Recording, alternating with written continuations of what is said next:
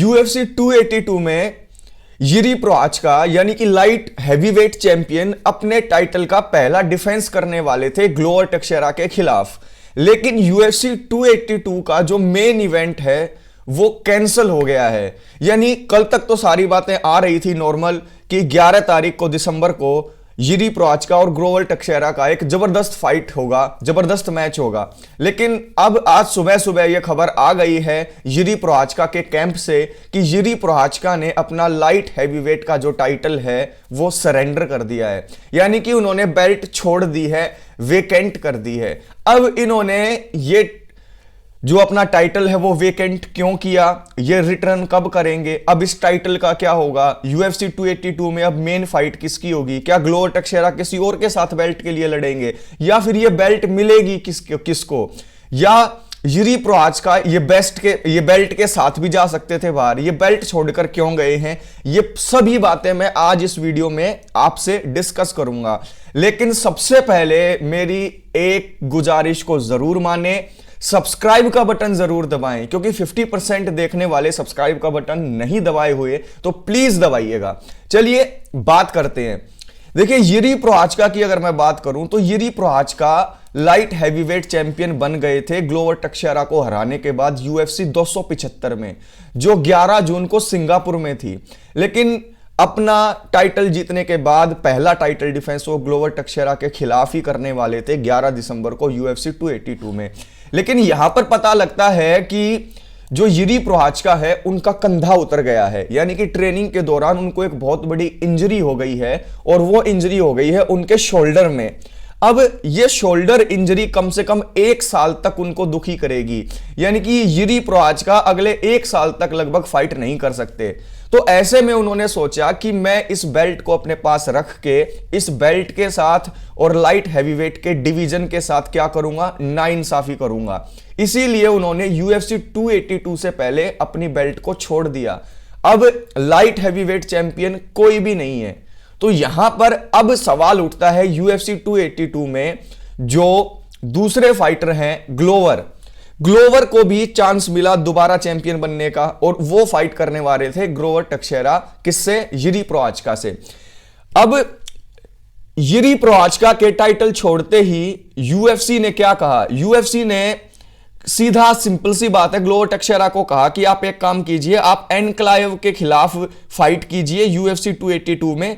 हम एनक्लाइव वर्सेस यान ब्लोविच कैंसिल कर देते हैं, हम मेन इवेंट कर देते हैं ग्लोवर टेक्शेरा वर्सेस एनक्लाइव। तो यहां पर ग्लोवर टेक्शेरा ने मना कर दिया। ग्लोवर टेक्शेरा ने कहा कि यिरी प्रोहाचका से बिल्कुल अलग फाइटर है एनक्लाइव, और मेरा जो फाइट कैंप है या जो मेरी तैयारी है वो यिरी प्रोहाचका के लिए थी, वो एनक्लाइव के लिए तो बिल्कुल नहीं थी। तो यहां पर ग्लोवर टेक्शेरा के मना करने के बाद कि मैं एनक्लाइव से फाइट नहीं करूंगा, तो यिरी प्रोहाचका और ग्लोवर टेक्शेरा इन दोनों को UFC 280 कार्ड से हटा दिया गया है। और UFC 282 की जो को-मेन इवेंट थी जहां पर यान ब्लोविच और मेगामेडोव एनक्लाइव फाइट करने वाले थे, उसको बना दिया गया है मेन फाइट।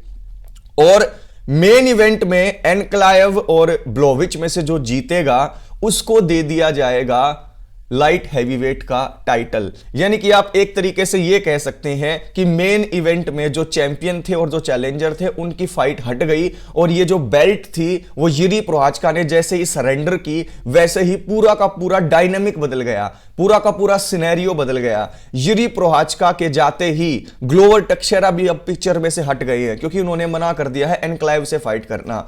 तो अब यहां पर यान ब्लोविच और मेगामेडोव एनक्लाइव के बीच में क्या होगा, मेन फाइट कार्ड में मेन इवेंट में जो है एक इनकी बीच में फाइट होगी, और इनमें से जो जीतेगा उसे मिल जाएगा टाइटल लाइट हैवीवेट का।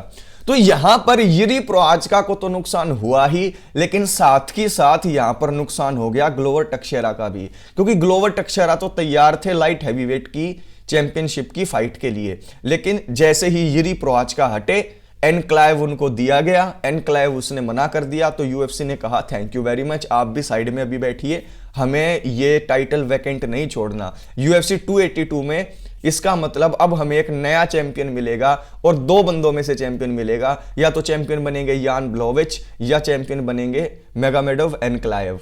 तो यहां पर यूएफसी 282 की जो मेन इवेंट में जो फाइट होनी थी वो रिप्लेस हो गई है। यिरी प्रोहात्स्का 1 साल तक अब इंजरी के चलते बाहर हो गए हैं। 1 साल के बाद वो जब रिटर्न करेंगे तब कहीं जाकर उन्हें टाइटल शॉट मिलेगा। और रही बात ग्लोवर टेक्शेरा की, तो वो भी अब टाइटल पिक्चर में नहीं है। यान ब्लोविच और एनक्लाइव के बीच में अब टाइटल फाइट होगी।